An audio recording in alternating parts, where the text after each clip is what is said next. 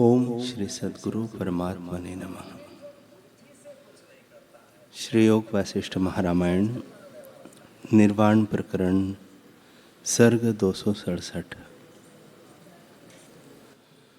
कुंददंत बोले, हे भगवान, आत्मसत्ता तो एक और केवल है, बल्कि उसको एक भी नहीं कह सकते।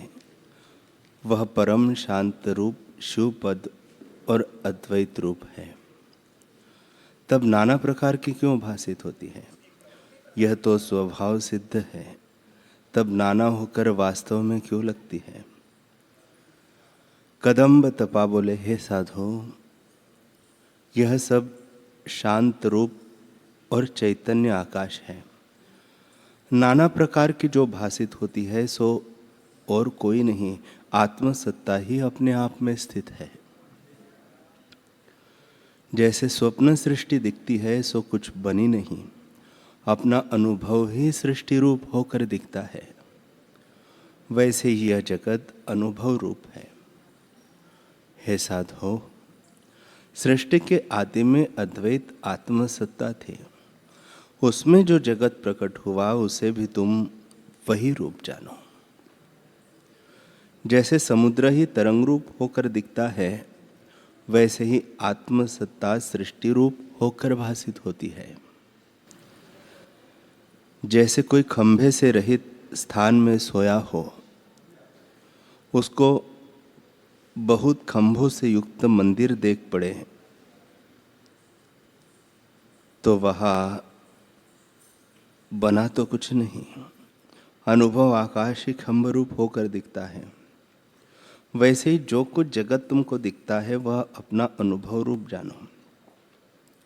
जैसे आकाश में शून्यता, अग्नि में उष्णता और बर्फ में शीतलता है, वैसे ही आत्मा में जगत है।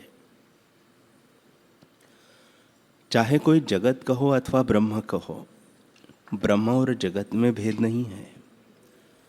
जैसे वृक्ष और तरु एक ही वस्तु के नाम है, वैसे ही ब्रह्म और जगत एक ही वस्तु के दो नाम हैं। इंद्रियों और मन से अतीत आत्मा को ही जगत जानो, और जो इन तीनों का विषय है वह भी आत्मा को जानो। दूसरी वस्तु कुछ नहीं है। नाना रूप जो दिखता है वह नानात्व नहीं हुआ, दूसरा नहीं दिखता। जैसे स्वप्न में बड़े आरंभ दिखते हैं और सेना तथा नाना प्रकार के पदार्थ दिखते हैं, परंतु कुछ हुए नहीं, वैसे ही यह जगत नाना प्रकार का दिखता है परंतु कुछ हुआ नहीं, सब चिदाकाश रूप है। जैसे एक निद्रा की दो वृत्तियां हैं, एक स्वप्न और दूसरी सुषुप्ति। स्वप्न में नानात्व भासित होता है और सुषुप्ति में एक सत्ता होती है। वैसे ही यह जगत नाना प्रकार का दिखता है परंतु कुछ हुआ नहीं, सब चिदाकाश रूप है।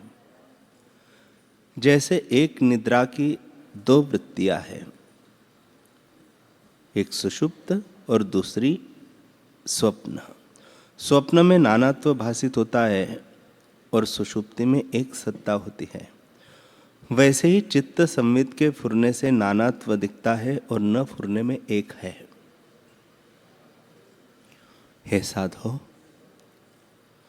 वह तो सब काल में एक रूप है, परंतु प्रमाद से भेद दिखता है। जैसे स्वप्न की सृष्टि अपना ही अनुभव रूप है, परंतु प्रमाद से भिन्न भिन्न दिखती है, वैसे ही यह जगत है। हमको तो सर्वदा वही भासित होता है। जैसे पत्ते, फूल, फल और टहनी एक ही वृक्ष के नाम हैं। जो वृक्ष का ज्ञाता है उसको सब वृक्ष रूप ही दिखते हैं। वैसे ही सब नाम रूपों से हमको आत्मा ही दिखता है, आत्मा से भिन्न नहीं भासित होता। आदि स्फुरण में जैसा निश्चय हुआ है वह और निश्चय पर्यंत वैसा ही रहता है। यह सब विश्व संकल्प रूप है और संकल्प का अधिष्ठान ब्रह्म है। ब्रह्म ही संकल्प रूप होकर भासित होता है। संकल्प से जगत दिखता है, सो सब ब्रह्म रूप है। ब्रह्म और जगत में भेद नहीं, एक ही वस्तु के दो नाम हैं। जैसे वृक्ष और तरु दोनों एक वस्तु के दो नाम हैं, वैसे ब्रह्म और जगत दोनों एक चैतन्य के नाम हैं। हे साधो, जो वाणी से अकथ है उसको ब्रह्म जानो, और जो शब्द व वाणी में आता है उसको भी तुम ब्रह्म जानो। ब्रह्म से भिन्न कुछ नहीं। जो ज्ञानवान है उसको सब ब्रह्म ही भासित होता है, पर अज्ञानी को नानात्व दिखता है। जब अध्यात्म का अभ्यास करोगे तब सब जगत ब्रह्म रूप ही दिखेगा। इसी का नाम बोध है। हे साधो, जगत नाना प्रकार का होकर दिखाई देता है तो भी नानात्व कुछ नहीं है। जैसे समुद्र में द्रवता से नाना प्रकार के तरंग, बुलबुले और भंवर दिखते हैं, परंतु जल से भिन्न कुछ नहीं, वैसे ही जो पदार्थ दिखते हैं वे सब आत्मरूप है। और जितने जीव बोलते दिखते हैं वे भी महामौन रूप है, कुछ बने नहीं हैं। चित्त के फुरने से नाना प्रकार के पदार्थ दिखते हैं, परंतु आत्मा में कुछ भिन्न नहीं। वही चिदाकाश ज्यों का त्यों स्थित है। जो कुछ आत्मा से भिन्न दिखता है और विद्यमान दिखता है उसको अविद्यमान जानो। ब्रह्मा, विष्णु, रुद्र आदि जितना जगत भासित होता है वह सब स्वप्न का विलास है। जैसे नेत्र दोष से आकाश में तरुवर दिखते हैं, वैसे ही भ्रम दृष्टि से आत्मा में जगत दिखता है, कुछ बना नहीं है। जैसे सुषुप्ति में पुरुष सोया होता है, उसको फुरना नहीं फुरता, और फिर उसी सुषुप्ति में स्वप्न की सृष्टि उपजाती है, सो वह बनी कुछ नहीं, वही सुषुप्ति रूप है। पर स्वप्न में स्थित पुरुष को सत्य लगता है, और जो अनुभव में जागा है उसको सुषुप्ति रूप है। वैसे ही इस जगत को भी तुम जानो। आत्मा से भिन्न कुछ नहीं। जब जाग कर देखोगे तब सब चिन्मात्र ही भासित होगा। जो शांत रूप, अनंत और सदा अपने आप में स्थित है, उसमें जो जगत दिखता है वह सत्य भी नहीं और असत्य भी नहीं। सत्य इस कारण से नहीं कि आभास मात्र और नाशवान है, और असत्य इस कारण नहीं कि प्रकट दिखता है।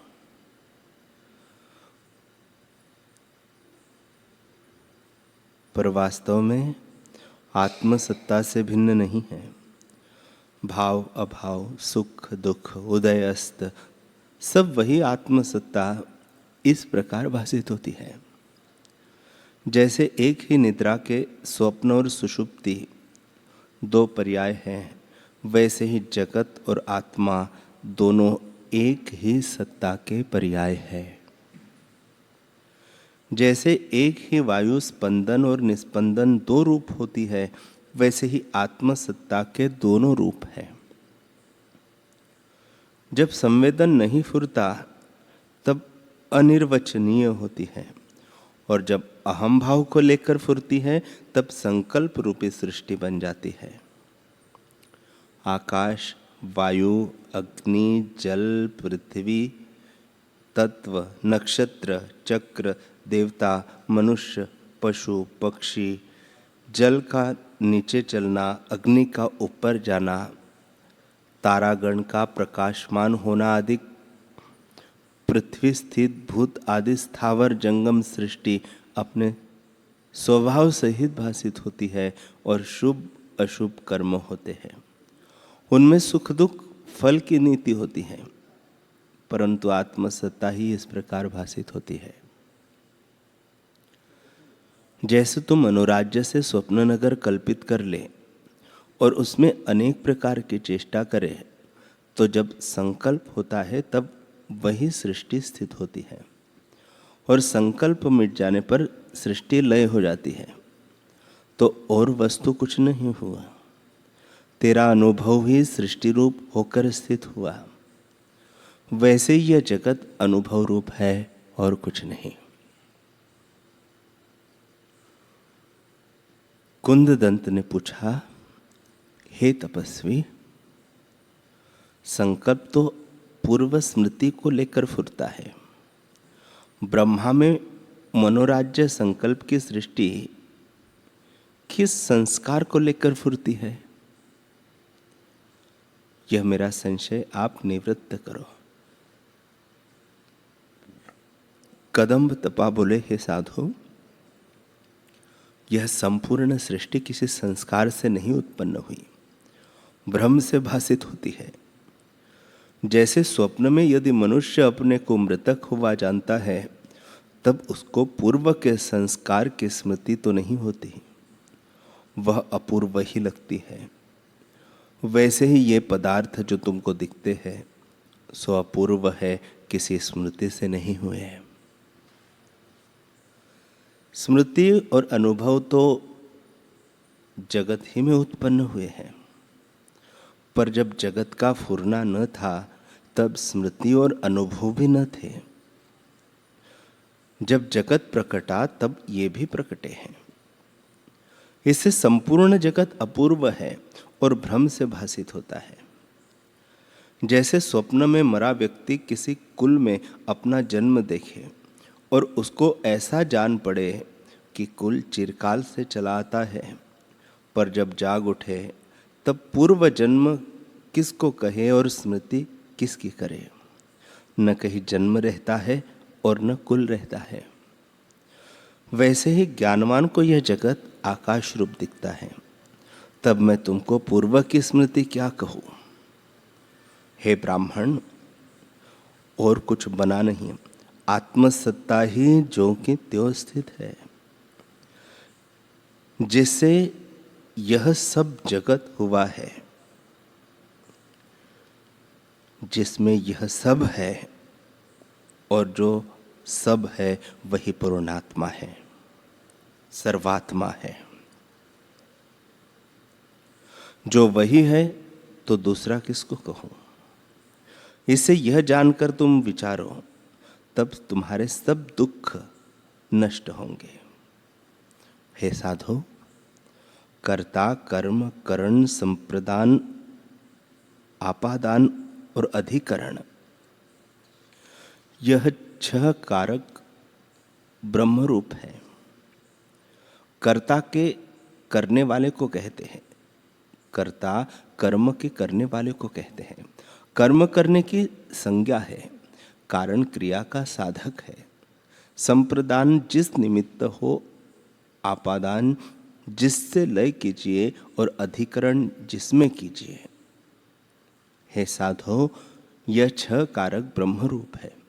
विश्व का कर्ता भी ब्रह्म है, विश्वकर्मा भी ब्रह्म है, विश्व का साधक भी ब्रह्म है, जिसके निमित्त यह विश्व है वह भी ब्रह्म है, और जिसमें यह विश्व होता है वह भी ब्रह्म है। ऐसे सर्वात्मा को मेरा नमस्कार है। उस सर्वात्मा को ऐसे जानना ही उसकी परम पूजा है। ऐसे ही तुम भी पूजन करो। हे साधो, अब तुम जाओ और अपने मनोवांछित में विचरो। तुम्हारे बांधव तुम्हारी राह देखते होंगे, उनके पास जाओ। जैसे कमल के पास भ्रमर जाते हैं, और मैं भी समाधि में स्थित होता हूँ। जो कुछ गुह्य बातें हैं वह भी मैं कहता हूँ। जिससे कोई सुख पाता है वही करता है। मुझको तो जगत दुखदायक देख पड़ता है, इस कारण मैं समाधि में लगता हूँ। हे साधु, यद्यपि मुझे सब अवस्था तुल्य है, तो भी चित्त की वृत्ति जो संसार के कष्ट से दुखित होकर आत्मपद में स्थित हुई है, उस स्थिति के सुख के संस्कार से वह फिर उसी की ओर दौड़ती है। अब तुम जाओ, मैं समाधि में स्थित होता हूँ।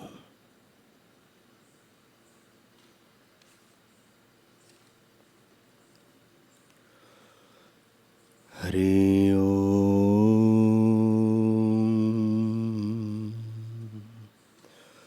हरि ओम। ओम सहना भवतु सहनौ भुनक्तु सह वीर्यं करवावहै तेजस्विनावधीतमस्तु मा विद्विषावहै। ओम शांति शांति शांति। श्री सद्गुरुदेव भगवान की जय।